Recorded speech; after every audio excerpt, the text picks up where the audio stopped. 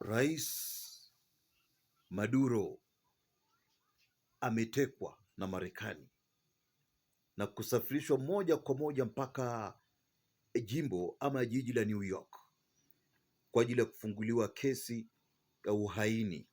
Ni yeye na mke wake, unaona, yaani rais wa taifa, rais wa nchi anatekwa ama amekamatwa na taifa jirani eh? Na katika taratibu zote hizi mwanzoni ilikuwa ni kwamba Marekani ilivamia, unaona, imevamia mji mkuu na wanajeshi wa Venezuela hakuna hata mmoja, hata yani kilio cha risasi kusikika. Yaani mataifa ni nyonge dunia hii mzee. Kwa hiyo amekamatwa na amesafirishwa kupelekwa Marekani, Rais Maduro. Kisa na maana, anatuhumiwa kuwa miongoni mwa genge hatari mno inayojihusisha na ulanguzi wa dawa za kulevya, soko yake kubwa haswa ikiwa ni nchini Marekani, na imetatiza ama inavuruga kile ambacho Trump anaita utulivu ama usalama wa taifa. Jambo la kwanza. Jambo la pili, anatuhumiwa kwa mauaji ya watu, kuteka na kuua baadhi ya watu ambao wamekuwa ni wapinzani wake, hususan kuelekea kipindi kile cha uchaguzi mkuu wa mwaka 2017. Mbali na hilo, alidhuru ama kuumiza waandamanaji ambao walikuwa wanapinga utawala wake ama kuchaguliwa kwake tena kuendelea kusalia madarakani mwaka 2017. Hapa ashatengezewa zengwe tayari, na Trump alisema lazima atamkabili kibabe. Ndani ya majuma machache yaliyopita alisafirisha wanajeshi wa majini, wakapeleka zana zote za vita, meli, manuari kubwa, ndege za kivita, helikopta, tunazungumza magari ya kivita, na wanajeshi vijana wadogo wadogo tu wamejipanga kisawasawa, wamemteka tayari mzee. Sasa katika hili hakuna kiongozi yoyote duniani mpaka sasa ametoa neno ama tamko. Kila mmoja amefunga mdomo, maanake unaweza kujiwa. Hebu wazia swala kama hili. Na kabla ya uvamizi, Maduro alihutubia taifa, nadhani mwezi wa Oktoba hivi ama Novemba, akasema adui yupo njiani kwa ajili ya kujaribu kuvamia taifa lake, na katika hili anamsingizia. Kisa na maana, kuna utajiri mkubwa wa mafuta, kuna utajiri mkubwa wa gesi, madini ya dhahabu na kadhalika.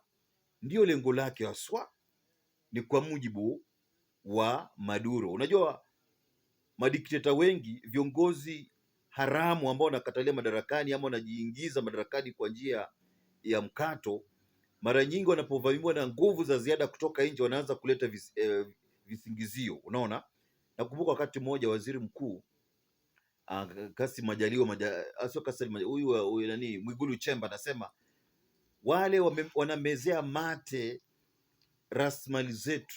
Unaona, rasilimali ambao tunazo, utajiri wetu, dhahabu, gesi na kadhalika, kwamba tumekataa kuwa wepesi wa kukubali kufanya makubaliano na wao, ili walao pia vilevile waweze kuchota ama kufyonza hivi vitu ambavyo tumejaliwa kwalo. Unaona, sasa wanapinda. Lakini katika hili akasema hatutokubali. Kenya hawasemi sana, manake ni washirika wakuu wa Marekani. Uganda pia ni chini ya maji, mjanja mjanja tu. Mbona wasimtazame ama Trump asifikirie kumuhusu Museveni na wahuni wengine barani Afrika? Ukienda Ivory Coast, Alassane Ouattara, hali ni ile ile tu. Aliahidi kuboresha nchi, akakatalia madarakani. Unatazama Kenya, wizi wa kura ni sehemu ya maisha.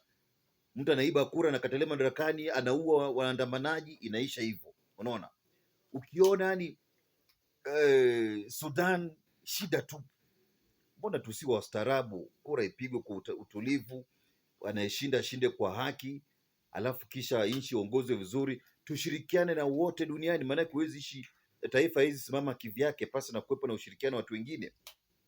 Hebu tazama kwa mfano taifa kama Botswana ama Namibia, mataifa ambao yana ustaarabu, wana madini, wana kila kitu. Hizi vurugu huwezi ukashuhudia, unaona. Lakini ikija mataifa ya Afrika Mashariki, Afrika Kaskazini, shida. Labda pengine sasa iwe ni funzo, Trump amue kuja kuchota kichwa cha mtu hapa bara Afrika, ndio angalau tuwe tumenyooka, ama tujifunze jambo, tuwe waoga kiasi cha haja. Lakini ndio mtindo. Na hata Trump mwenyewe kuna wakati ambapo ameshindwa katika uchaguzi kabla ya Joe Biden kuingia madarakani, alipanga genge la wahuni kuvamia jengo la bunge na hata White House. Unakumbuka, watu wamejihami, ikawa ni changamoto kubwa sana. Trump huyu ni mmoja watu ambao hawakutaka tu kutoka madarakani, lakini leo hii anakwenda kubeba jamaa katika taifa, tena Ikulu, na mke wake anakwenda kumfungulia kesi katika jiji la New York. Mambo mazito hayo mzee. Itakuwaje sasa? Nakumbuka hata wakati mmoja wakisema lazima tumuondoe Yasir Arafat. Sio Arafat, lazima tumuondoe Saddam Hussein. George Senior Bush akamng'atua, wakasema lazima wamuondoe ama kumyeyusha Muammar Omar Gaddafi. Wakaleta zengo ya 1978 kwamba aliandaa genge ama magaidi, wakaangusha ndege ya Ujerumani, watu wengi wakafa. Licha kuwa Gaddafi aliweza kulipa fidia, bado kile ambacho tunaita kisasi cha mzungu kabaki pale pale, walimkata kichwa. Kumekwepo na kiongozi wa Syria Al-Assad. Obama alimvamia kiasi cha haja, akaponea. Obama akasema ataondoka. Al-Assad will go, it doesn't matter how long it takes, but he'll go. Yani ataondoka, haijalishi itachukua muda gani, lakini ataondoka. Mwisho bwana, Marekani amemtoa, alisababisha zengwe pale, akamfurusha. Saizi amejificha kule nchini Urusi, anajifunza sasa Kirusi, ndio sasa